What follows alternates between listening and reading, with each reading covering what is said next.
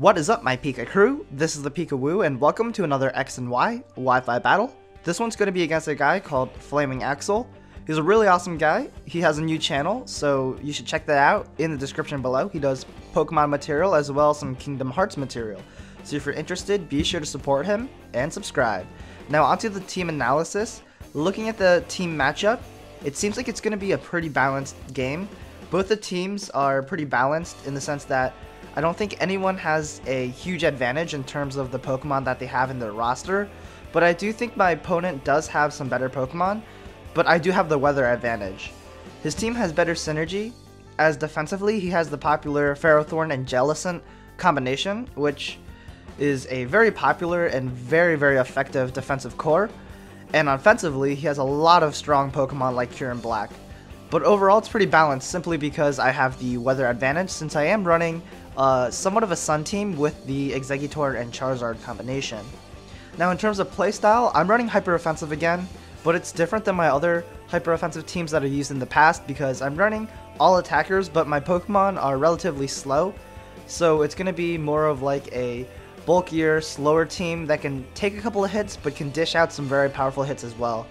In terms of typing weaknesses, surprisingly my team doesn't have any notable typing weaknesses. It's a pretty solid team that can deal with all types of moves.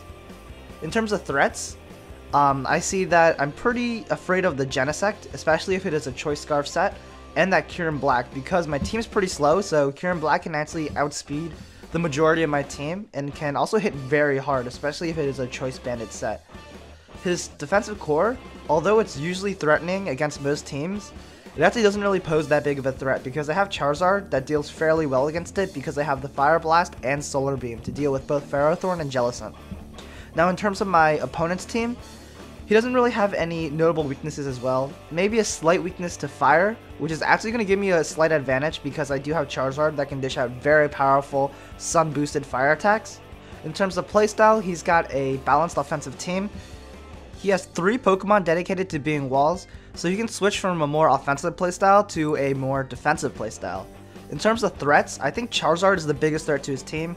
I don't really have that many dangerous Pokemon that can capitalize on my opponent's weaknesses, but I believe Charizard is probably the biggest threat.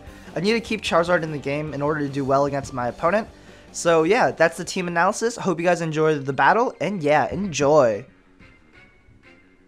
So I'm going to lead off with a Gigalith, as my opponent's going to lead off with the Genesect, and Genesect is always a great lead if you do carry one on your team because it has very good coverage and can always U-turn out if the matchup's unfavorable. So just some advice, if an opponent's bringing a Genesect and he doesn't have a Pokemon with a specific lead role, he's definitely going to lead off with a Genesect. So that's why I lead off with my Gigalith, because I can live any single hit with the sturdy ability, and Genesect doesn't really have a super effective hit against Gigalith, so I'm free to set up the Stealth Rocks, as he actually U-turns out, predicting me to switch out. So luckily for me, I get up my Stealth Rocks, and they're there for the whole game, so that's going to help out against his Kyurem Black. Now he's going to bring in Conkeldurr, and Conkeldurr cannot take me out, even with a super effective Drain Punch, so this gives me a free opportunity to go for the Explosion and try to take him out. But really funny series of plays here. He actually goes for the knockoff and he knocks off my normal gem, so I don't get that extra power boost, and he's actually gonna live because of that. So that was actually really ironic. So now I'm gonna bring in my Charizard. It's just gonna revenge kill with an Air Slash. I bring in my Charizard because I can set up the Sun early on, plus I know it'll force him to leave in his Conkeldurr as death fodder because Charizard's a very big threat, and it basically pressures him to stay in instead of switch out to conserve his Conkeldurr. So his Conkeldurr is just going to stay in, it's going to die to an Air Slash, and that's really nice because Conkeldurr is one of the hardest Pokemon to take down, especially with the Assault Vest item. So taking it down early in the match is very nice to have. Now my opponent's going to bring in the Kyurem Black, and the way he brings it in, it seems like it's going to be a Choice Scarf set because he brings it in against a Pokemon that has a naturally higher base speed. So that's why I bring in my Aegislash, because I can take any 2 hits from a Scarf Kyurem Black because I resist its stab moves, its Dragon and Ice moves. But this Fusion Bolt does a lot of damage, so he's definitely a Choice Banded Adamant Nature set, and he did bluff successfully. So that was a really great play on my opponent's part. And also, on top of that, he does get the 2-hit KO from the Fusion Bolt. It seemed like I could live 2 Fusion Bolts, so that's why I stayed in to go for the Sacred Sword, but damage rolls were not in my favor. So I really could have saved my Aegislash by going into my Exeggutor on the second Fusion Bolt, but I played a little too aggressively and I do lose my Aegislash because of that. But now I bring in my Exeggutor, I scare out the Kyurem Black and go for the Sleep Powder, and I do hit the Sylveon, which is really nice because I do cripple one of his walls. So he does have a really solid counter against my Exeggutor, and he could have brought in the Ferrothorn to take the Sleep Powder, but maybe he was just scouting for the Hidden Power Fire. So now I'm just going to go ahead and go for the Psyshock just to deal as much damage against this Sylveon. I actually don't carry Hidden Power Fire because I don't have the right IVs to have Fire. So I really wish I did so I can deal a lot of damage against this Ferrothorn. But unfortunately for me, I get completely walled because I carry Sludge Bomb and Grass and Psychic type move, and they all are resisted by Ferrothorn. So I am going to have to switch out. I do decide to bring in my Charizard for a couple of reasons. It is pretty risky because he can go for the Thunder Wave if he does carry it. I bring it in because I want to activate my Drought again, and I want to bring it in if he does want to set up the Stealth Rocks. But he actually pulls a double into his Genesect, and I'm not really that afraid against his Genesect because he does get the attack boost. So his Thunderbolts won't be doing too much damage, and I know he can't take me out in one hit. So I know he's definitely going to U-turn out, and the way that he U-turned out means that he is a Choice Scarf set because he outsped me, and he does get a critical hit. It does do a lot of damage, so that does put a lot of pressure on my Charizard later on, because if he wants to go for a Thunderbolt against my Charizard in the future, it might be able to take me out. So that critical hit might make it or break it, but you'll see later on what happens. Anyways, I'm just going to go for the Fire Blast because it hits his entire team. Even if he wants to bring in the Jellicent, it's going to deal a lot of damage also. So yeah, I do miss my Air Slash. I wanted to play it safe just to take him out with an Air Slash because it has higher accuracy, but ironically I do miss. So now I'm just going to go ahead and go for a Fire Blast just to take him out once and for all. Luckily for me, he doesn't wake up, because if he did, he would have been able to deal a nice chunk of damage with Moonblast, and that would have really been helpful for my opponent, just to deal some damage against my Charizard so he can revenge kill with Genesect. So now my opponent brings in the Kyurem Black, and with the Stealth Rocks damage, I'm sure that this Fire Blast is going to take him out, but for some reason, it just went over my head that he was a Choice Banded set. I thought he was a Choice Scarf set again, even though I clearly knew he was banded from the moves he did earlier against my Aegislash. So that's why I switched out into my Exeggutor to take the Electric hit. Unfortunately for me, I do lose my Exeggutor for a very bad reason. It was a pretty bad misplay, but him going for the Outrage and taking me out in one shot reminds me again that he is Choice Banded, and because he's locked into the Outrage, I am free to just go for the Fire Blast and take him out because he is locked into the Outrage. He can't really switch out, and even if he wanted to switch out, he has nothing to take a Fire Blast because Jellicent would die against the Fire Blast plus Solar Beam combination. So yeah, his Kyurem Black goes down, and that's really nice. So he's going to bring in the Jellicent here. I can go for the Solar Beam. It is a solid 2-hit KO. So I know he's probably just going to go for the Scald just to deal some damage, but because I do have the Sun in my favor, Scald is going to be powered down, and it won't be doing too much damage, like 30% maximum. Luckily for me though, I do get a critical hit against this Jellicent, and he actually cannot pull off a Scald just to deal some extra damage, so that puts me in a very good position, because that means this Genesect again cannot take me out with a Thunderbolt because he doesn't get the special attack boost. He gets the attack boost. But again, I don't really want to risk it. I am just going to bring in my Excadrill, knowing that he probably wants to go for the Thunderbolt.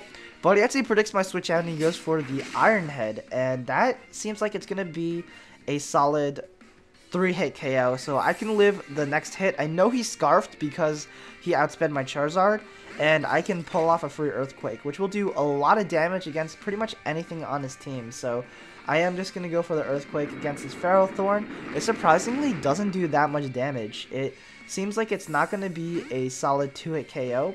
So instead of actually staying in to go for the Earthquake, I'm just going to set up with my Gyarados, try to get as many Dragon Dances up as possible, and then try to get a Gyarados sweep here, because I know if I get 2 Dragon Dances, I can outspeed his Genesect, and I'll be able to sweep the rest of his team. So that was my plan.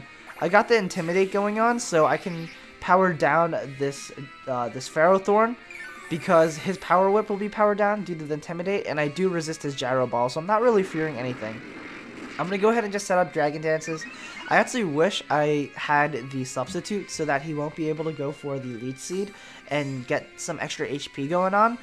But Unfortunately, I am Dragon Dance 3 attacks, and I do carry Earthquake, Waterfall, and Ice Fang as my 3 attacks. I don't actually carry Bounce.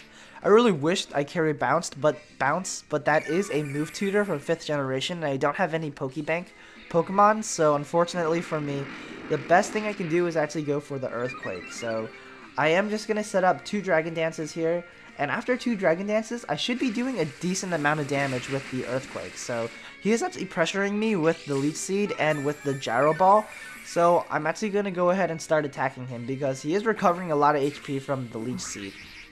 And yeah, I am just going to go for the Earthquake here because I believe after 2 or so Gyro Balls, he is able to take me out. So he's going to go for the Protect here. That is actually a brilliant play because I actually went for the Earthquake, not the 3rd Dragon Dance.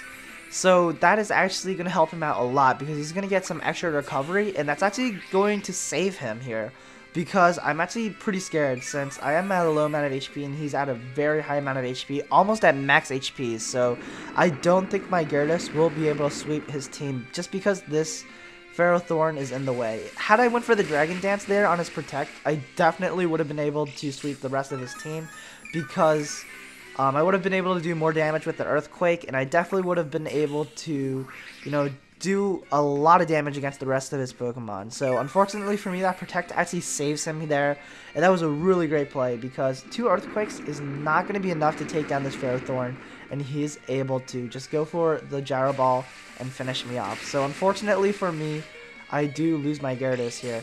What I really should have done was actually leave in my Excadrill and just go for the 2nd Earthquake, deal as much damage as possible. But what I was fearing was I needed to have my Excadrill alive because it is the only Pokemon immune to ground.